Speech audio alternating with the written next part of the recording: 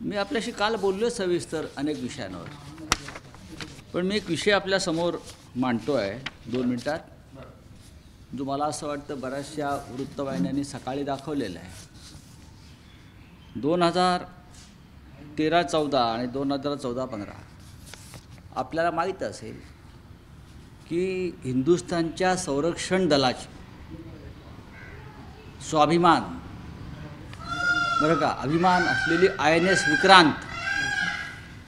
विक्रांत हे जे लढाऊ जहाज होतं ते स्क्रॅपमध्ये काढण्यासाठी, म्हणजे भंगारात काढण्याची जी एक तयारी सुरू झाली होती, त्याच्यावरती देशभरामध्ये एक संतापाचं वातावरण निर्माण झालं की INS विक्रांतवरती संरक्षण खात्याचं 1971च्या युद्धाचं एक मेमोरियल बनावं, एक म्युझियम बनावं, यासाठी देशभरामध्ये एक आंदोलन सुरू झालं. साधारण महाराष्ट्राच्या समुद्रामध्ये ते मुंबईच्या समुद्रात ती INS विक्रांत होतं. महाराष्ट्र सरकारने यासाठी काही 200 कोटी रुपये द्यावेत अशी मागणी भारतीय जनता पक्षाकडून किंवा अनेकांकडून ती मागणी झाली होती. दिल्लीमध्ये संरक्षण मंत्र्यांना भेटण्यासाठी सर्वच पक्षाचे लोक इथे आले होते, खासदार आले होते. त्याच्यामध्ये शिवसेनेचे खासदार होते, आमचे राहुल शेवाळे मला आठवत आहे, शिवाजीराव आढळराव पाटील आठवत आहे, श्रीरंग बारणे आठवत आहेत. आम्ही सगळेच त्याच्यामागे हा प्रश्न मांडला होता. त्यात सध्याचे भ्रष्टाचाराविरुद्ध लढणारे भारतीय जनता पक्षाचे महात्मा किरीट सोमय्यासुद्धा होते. पण ते पैसे काही जमा होऊ शकले नाहीत आणि ती बोट जेव्हा भंगारात जायला लागली तेव्हा किरीट सोमय्या यांनी असं एक मुवमेंट सुरू केली. जर सरकारला 200 कोटी रुपये जमावता येत नसतील तर आम्ही पैसे जमवून देऊ. मला माहीत असेल हे पैसे आम्ही गोळा करू आणि सरकारला देऊ. आणि त्यांनी मुंबईमध्ये अनेक ठिकाणी ही पैसे गोळा करण्याची मोहीम सुरू केली. एअरपोर्ट, सर्व प्रमुख रेल्वे स्टेशन्स, मग चर्चगेटपासून ते अंबरनाथपर्यंत किरीट सोमय्या यांचे लोक हे सेव विक्रांत अशा प्रकारे टी-शर्ट्स घालून ते डबे फिरवायला लागले. आणि त्या काळामध्ये मुंबईसह महाराष्ट्रातल्या लाखो करोडो लोकांनी त्यांना ते पैसे दिले. बरं का, लाखो करोडो लोकांनी हे पैसे गोळा करतायत. स्वतः किरीट सोमय्या लाखो करोडो लोकांनी त्यांना पैसे दिले. आणि माझी माहिती आहे की त्या व्यतिरिक्तसुद्धा त्यांनी अनेक कॉर्पोरेट्सकडून सेव विक्रांतच्या नावाखाली कोट्यावधी रुपये गोळा केले. ही रक्कम साधारण 57 ते 58 कोटी रुपये त्या काळामध्ये होती. हे मला त्यांच्याच एका जवळच्या माणसाने काल सांगितलं, जो त्या प्रक्रियेमध्ये सामील होता. 57 ते 58 कोटी रुपये. त्यानंतर महात्मा किरीट सोमय्या यांच्या मुलाखती मी वाचल्या. त्यात त्यांनी सरकारवरती प्रचंड टीका करून या सरकारला राष्ट्रीय भावना नाही, देशभक्ती नाही, त्याच्यामुळे हे पैसे आम्ही गोळा करतो आहे आणि विक्रांतला हवे असलेले हे 200 कोटी रुपये जे आम्ही गोळा करणार आहोत ते आम्ही राजभवनात जमा करू असं त्यांनी सांगितलेलं आहे. आता माननीय राज्यपालांच्या कार्यालयातून माझ्याकडे आलेलं पत्र आहे, बरं का. धीरेंद्र उपाध्याय नावाचे एक RTI ॲक्टिव्हिस्ट आहेत.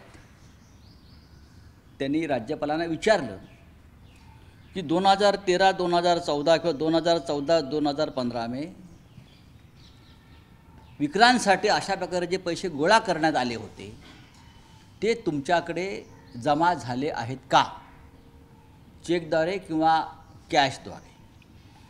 राज्यपालांचं पत्र आहे, राज्यपाल कार्यालयाचं.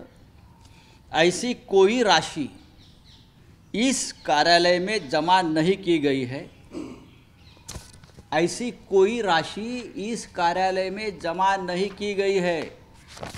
देशाच्या संरक्षण व्यवस्थेशी, देशाच्या राष्ट्रीय भावनेशी केलेली ही शुद्ध फसवणूक आहे, हा देशद्रोह आहे। 57 कोटी रुपये या देशद्रोही किरीट सोमय्याने गोळा केले भारतीय जनता पक्षाचा झेंडा घेऊन। 57 कोटी ही लहान रक्कम नाही आहे, ही नुसती समोर सांगितलेली रक्कम आहे। हा आकडा 100 कोटीच्या वर असावा असं मला वाटतं आहे। बरे, माझं उत्तर नाही आहे। आता ते येतील आणि सांगतील आपला तर काय सामान्याचं नाही।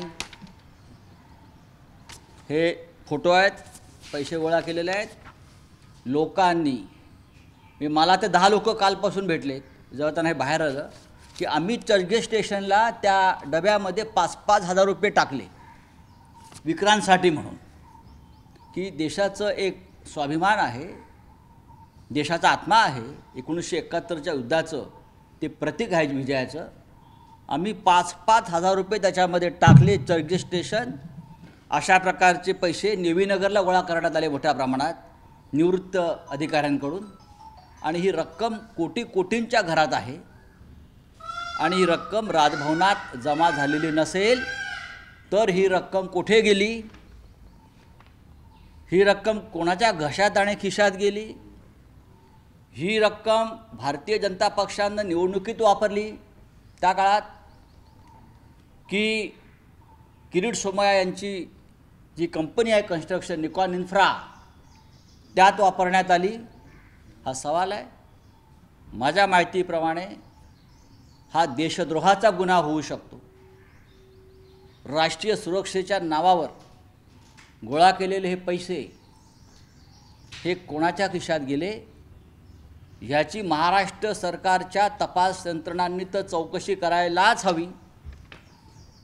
पण केंद्रीय तपास यंत्रणा जर पारदर्शक, बरं का, पारदर्शक आणि निष्पक्ष असतील तर CBI, इन्कम टॅक्स आणि भारतीय जनता पक्षाची पदाधिकारी असलेली ED यांनी चौकशी करून पाहावी।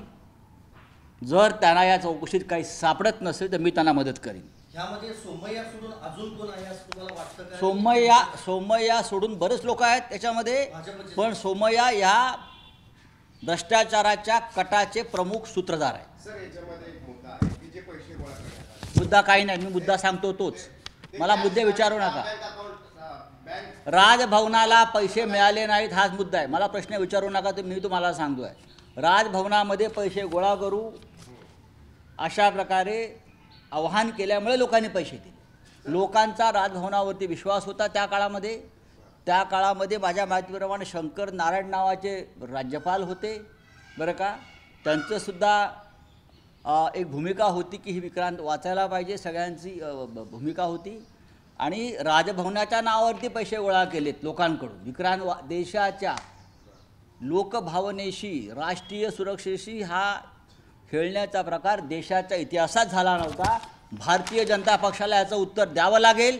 किरीट सोमय्या हा भारतीय जनता पक्षाचा नेता आहे असं जर तुम्ही म्हणत असाल, जर किरीट सोमय्याला या क्षणी केंद्रीय सुरक्षा व्यवस्था दिली असेल तर केंद्रीय सरकारनं या देशाच्या सुरक्षेशी खेळणाऱ्या एका राष्ट्रद्रोही व्यक्तीला अशा प्रकारची सुरक्षा देऊन राष्ट्राशी धोका केलेला आहे। तुम्ही याबद्दल म्हणत आहात का केंद्रीय गृहमंत्र्यांकडे काही तक्रार करणार आहात का, पत्र लिहिणार आहात? मी काय करायचं ते करेन, ते होईल। पण अनेक निवृत्त जवान, अनेक निवृत्त नेव्ही अधिकारी यांच्याशी माझं कालपासून बोलणं सुरू आहे। ते अस्वस्थ आहेत। जवळजवळ अनेकांनी मला सांगितलं की हमने भी उनको पैसा दिया है, हमने भी उनके डब्बा में पैसा दिया है। जो घुमा रहे थे ना वो बॉक्स, तो कोई 5,000 दे रहे थे विक्रांत के नाम पर। विक्रांतवरती काम करणाऱ्या नेव्हीच्या 10 अधिकाऱ्यांनी साधारण 50-50 हजार रुपये त्या डब्यात टाकलेले आहेत। सर, राज्यामध्ये आपलं सरकार आहे, सुमोटो याच्यावर गुन्हा दाखल केला जाईल का? नक्कीच। मोठा गैरव्यवहार आहे हा मोठा नाही, या देशातला सगळ्यात मोठा हा तर घोटाळा। बोफरचे आकडे मोठे असतील, बरं का, काय ते अगस्ता वेस्टलँडचे आकडे मोठे असतील, पण हा जो आहे याच्यामध्ये सामान्य माणसांनी देशाच्या संरक्षण व्यवस्थेच्या विषयी आस्था असल्यामुळं दिलेली ही रक्कम आहे. ही 57 कोटी रुपये तेव्हा गोळा झाले 2013, 14, 15 या काळामध्ये, हे स्पष्ट आहे. आणि शिवाय अनेक उद्योगपती ह्यांनासुद्धा हे पैसे यांच्याकडून गोळा करण्याची माझ्याकडे माहिती आहे. ही सरळ केस CBI चौकशीची आहे, ही सरळ केस इन्कम टॅक्सची आहे आणि सरळ केस ही EDची आहे. जर हे केंद्रीय तपास यंत्रणांचा या माणसाला सुरक्षा व्यवस्था असलेल्या भ्रष्ट आणि देशद्रोही माणसाला तर सरकार काय करत आहे? सरकार कोणाला संरक्षण देत आहे? हा विषय जर तुम्हाला गंभीर वाटत नसेल तर माझं संपूर्ण मीडियाला, वृत्तवाहिन्यांना आव्हान आहे की तुम्ही राष्ट्रीय भावनेशी तुम्हीसुद्धा खेळायला कोणाला प्रवृत्त करू नका. रोज उठायचं आणि लोकांवरती आरोप करायचे. आणि हे काय दाखवतोय मी? हे पत्र माझं नाही आहे, हे राजभवनाचं पत्र आहे. पैसे गोळा झालेले नाहीत, पैसे गेले कुठे? राज्यपालांनी यावर एक आरोप तुम्ही याच्या आधी सुद्धा केलेला आहे. राज्यपाल ॲक्शन कशा करता घेतील? ते भाजपचे कार्यकर्ते आहेत. स्वतःहून कारवाई करणार नाही. सर महाराष्ट्र सरकार ॲक्शन घेईल. सोमय्यांच्या महाराष्ट्र सरकार, हा गुन्हा महाराष्ट्र सरकारच्या हद्दीत घडलेला आहे. हा गुन्हा महाराष्ट्र सरकारच्या हद्दीत घडलेला आहे. ते क्षेत्र महाराष्ट्र सरकारचं आहे. आता मी पाहतोय याच्यामध्ये केंद्र सरकार काय करत आहे. केंद्र सरकारला जर हा गुन्हा मोठा वाटत नसेल, INS विक्रांत शेवटी भंगारातच गेलेली आहे. ती भंगारात जाऊ नये यासाठी गोळा केलेले कोट्यावधी रुपये कुठे गेले? मी तुम्हाला सांगतो, त्यातले काही पैसे या माणसानं त्याच्या निवडणुकीत वापरले आणि मोठी रक्कम त्याच्या मुलाची जी कंपनी आहे नीलकिरीट सोमया निकॉन इन्फ्रा त्याच्यामध्ये वापरली आहे. हे महाशय चार्टर्ड अकाउंटंट असल्यामुळे त्यांना असा पैसा कसा जिरवायचा, पचवायचा आणि ढेकर द्यायची हे माहिती आहे. ते चार्टर्ड अकाउंटंट असल्यामुळे त्यांना माहिती आहे. सर सोमय्यांच्यावरती एक आरोप आपण याच्या आधी सुद्धा केलेला आहे. त्याच्या संदर्भात अजून कारवाई जी आहे, कारवाई सुरू आहे. पण त्याच्यानंतर आता तुम्ही हा आरोप नवीन करताय, याच्या आधी का नव्हता केला? हा हा आरोप तुम्ही अचानकपणे आज करताय. मला काही नेव्हीच्या अधिकाऱ्यांनी दिलेले कागद आहेत. याच्यावरती लोकांच्या मनात खूप दिवस खदखद आणि शंका होती की आमच्या पैशाचं झालं काय. हे आत्ता समोर आलं आहे. राजभवनाकडनं उत्तर मिळत नव्हतं. सातत्यानं अनेक 4 वर्षापासून साधारण लोक राजभवनातून माहिती घेण्याचा प्रयत्न करत होते या संदर्भात. शेवटी हे उत्तर आता आलेलं आहे आणि उत्तर हे 17 फेब्रुवारी 2022. म्हणजे उत्तर द्यायला देखील राज्यपालांनी विलंब केलेला आहे. प्रचंड विलंब झालेला आहे. काही असेल पण शेवटी काही लोक म्हणतात ना की त्यांनी जिद्द सोडली नाही आणि आता पाठपुरावा केला. हे पत्र राजभवनातलं खोटं नाही. याखाली जयराज चौधरी अवर सचिव जे आहेत राजभवनातली त्यांची सही आहे आणि हे राज्यपालांच्या सचिवालयाचं आलेलं पत्र आहे. या संदर्भामध्ये काही लोक न्यायालयातसुद्धा जात आहेत. या संदर्भात काही प्रमुख लोक गुन्हे दाखल करतील. हे सगळे लोक जे आहेत माझ्या माहितीप्रमाणे हे देशाच्या संरक्षण सेवेत काम केलेले लोक आहेत. महाराष्ट्र सरकारनं या संदर्भात कठोर कारवाई करावी. त्याचबरोबर हे सगळं प्रकरण महाराष्ट्रातून केंद्राकडे पाठवून भारतीय जनता पक्षाच्या झेंड्याखाली कोणत्या प्रकारचा राष्ट्रद्रोह सुरू आहे हे प्रकरण काश्मीर फाईलपेक्षा भयंकर आहे. ही Vikrant file, INS Vikrant file, बरं का. धन्यवाद. सर